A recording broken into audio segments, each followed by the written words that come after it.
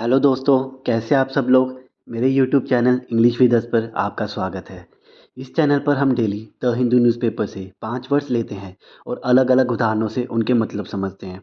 Daily newspaper से word सीखने पर हमें करंट ट्रेंडिंग वोकैबुलरी पता चलती है, जो हमें कम्पिटिटिव एग्ज़ाम्स की तैयारी करने और हमारे कम्युनिकेशन स्किल्स को सुधारने में काफ़ी हेल्प करेगी। तो आज हम 10 जनवरी 2025 एडिशन से 5 वर्ड सीखेंगे। तो आज का पहला वर्ड है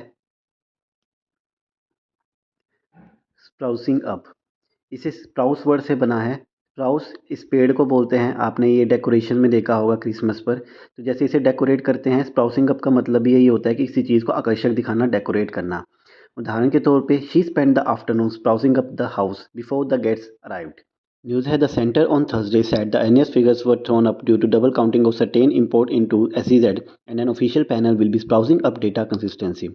केंद्र ने गुरुवार को कहा कि गलत आंकड़े एसईजेड में किए गए कुछ आयातों की डबल काउंटिंग के कारण उत्पन्न हुए थे और एक सरकारी पैनल डेटा की सुसंगतता को सुधारने पर काम करेगा। तो जो गलत डेटा था उसके लिए सही करने के लिए, उसे सुधारने के लिए स्प्राउसिंग अप का यूज़ किया गया है। आज का दूसरा शब्द है डेड। इसका अर्थ है कि किसी चीज़ को लेके बहुत ज़्यादा चिंता करना, बहुत ज़्यादा डर होना। इसको आप डेड वर्ड से याद कर सकते हैं कि किसी चीज़ की इतनी चिंता करने के मरने लायक हो गए हो, उसे डेड से डेड वर्ड कर सकते हैं। उदाहरण के तौर पे he felt a sense of डेड as he approach the dark forest. News है earthquakes in the Himalayas evoke a special kind of डेड इन द कंट्री। हिमालय में आए भूकंप देश में एक विशेष प्रकार का भय उत्पन्न करते हैं। तो यह तिब्बत में जो 2-3 दिन पहले एक काफ़ी बड़ा भूकंप आया था, जिसमें काफ़ी लोग मारे गए। उससे कम से कम 100 लोग मारे गए हैं और काफ़ी बिल्डिंग्स डैमेज हुई हैं। उससे रिलेटेड ये न्यूज़ थी। उसमें से ये वर्ड डेड, उससे जो डर उत्पन्न हुआ उसके लिए यूज़ किया गया था। आज का तीसरा शब्द है इमिनेंस। इसका मतलब है कि कोई घटना है जो जल्द होने वाली है, नज़दीक आने की स्थिति है उसकी। उदाहरण के तौर पे the imminence of the storm made everyone rush indoors. News है every form of infrastructure in the region power plant dam may must take into account the imminence of a major earthquake and the associated cost factor into planning. क्षेत्र में हर प्रकार की अवसंरचना, power plant या बांध को एक बड़े भूकंप के होने की संभावना और उससे जुड़ी लागत को ध्यान में रखते हुए योजना बनानी चाहिए। तो ये वर्ड भी उसी न्यूज़ से आया था जो तिब्बत में भूकंप हुआ है। तो इसमें कहा है कि कोई भी आप पावर प्लांट या डैम बनाते हैं, ये ध्यान रखें कि कभी भी अर्थक्वेक आ सकता है, उससे रिलेटेड उसके हिसाब से बनाया जाए। आज का चौथा शब्द है पैरिटी। इसका मतलब है कि कोई चीज़ समानता हो किसी चीज़ में या फिर ऑन इक्वल लेवल हो। उदाहरण के तौर पे the company strives for gender parity in its workforce.